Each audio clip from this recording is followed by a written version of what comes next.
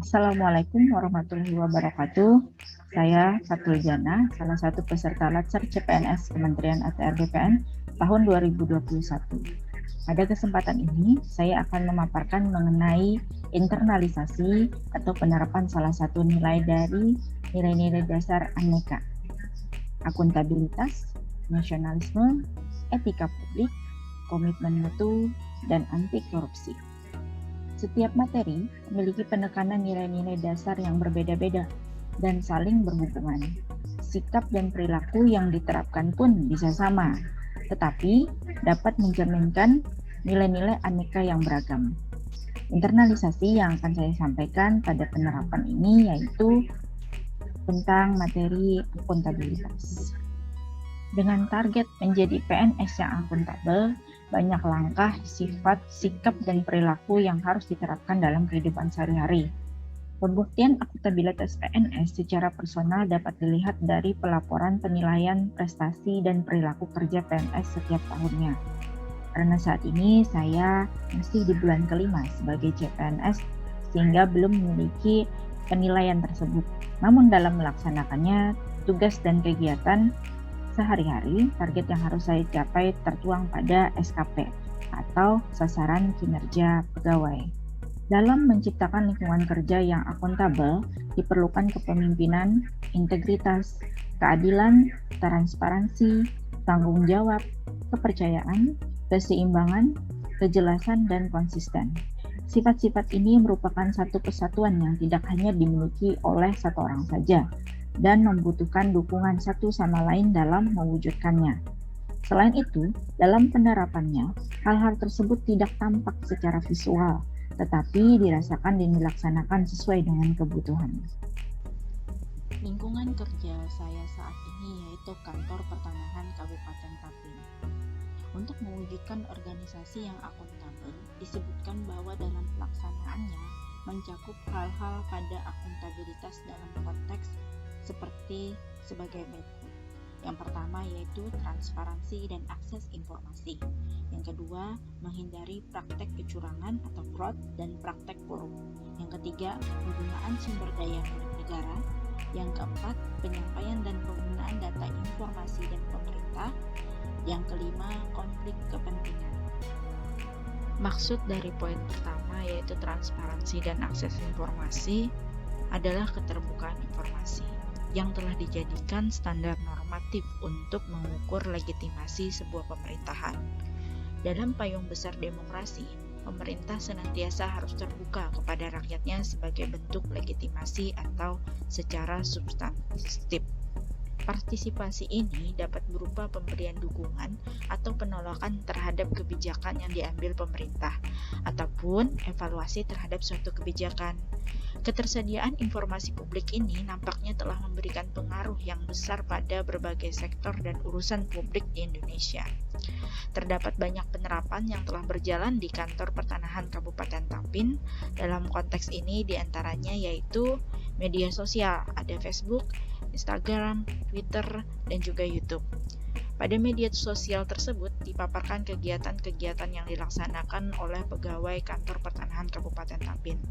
Selain itu, disebarluaskan juga informasi-informasi seputar pertanahan lainnya, seperti penggunaan aplikasi Sentuh Tanahku, dan lainnya. Untuk memperoleh informasi atau konsultasi spesifik dan yang lebih cepat juga dapat menghubungi call center melalui telepon atau WhatsApp pada nomor yang sudah disediakan. Selain itu, dalam setiap program pertanahan yang melibatkan banyak pihak seperti pemerintah daerah, instansi lain, dan juga masyarakat, diberikan informasi detail terlebih dahulu sebelum pelaksanaan melalui rapat koordinasi, musyawarah, sosialisasi, dan juga penyuluhan.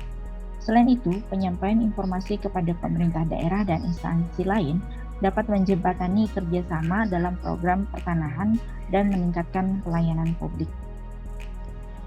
Untuk mencegah adanya kesalahpahaman atau informasi yang keliru, karena dalam prakteknya pelibatan program pertanahan dengan lapisan masyarakat yang beragam, rawan tersebarnya informasi hoax dan persepsi-persepsi negatif.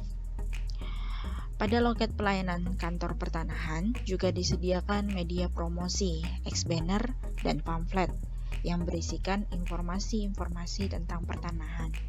Dan terdapat juga informasi untuk survei kepuasan pelanggan. Yang kedua, yaitu menghindari perilaku fraud dan juga perilaku korup.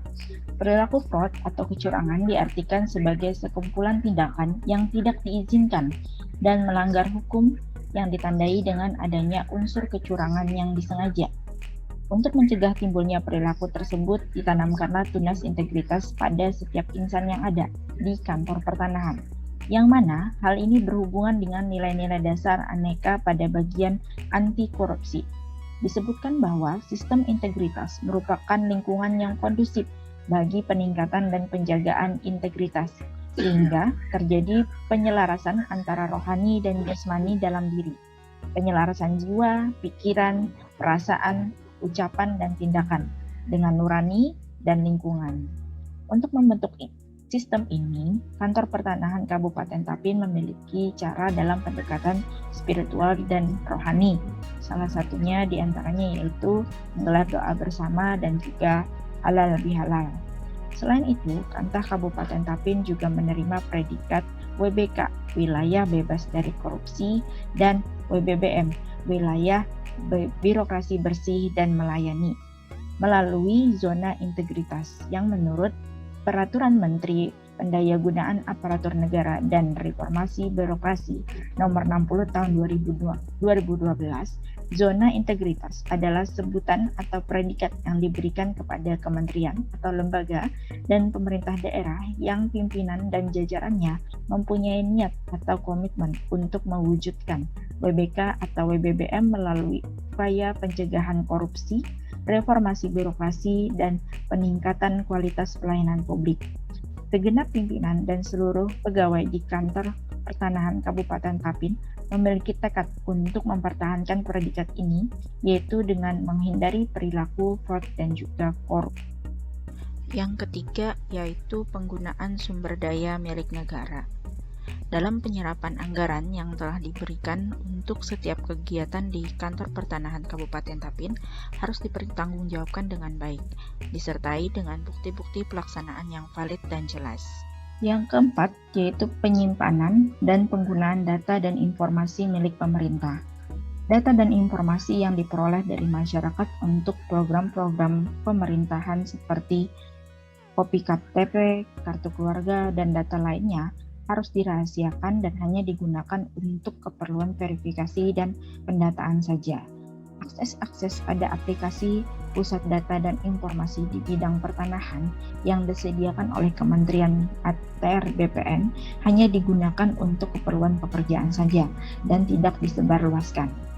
Selain itu, pengumpulan data masyarakat untuk program pertanahan yang dibantu oleh pihak ketiga seperti perangkat desa, lurah, RT, RW, atau konsultan atau pembantu lapang harus disertai dengan surat tugas yang jelas dan menerangkan keperluan pendataan tersebut sehingga tidak menimbulkan kesalahpahaman atau prasangka buruk kepada kantor pertanahan Kabupaten Tapin.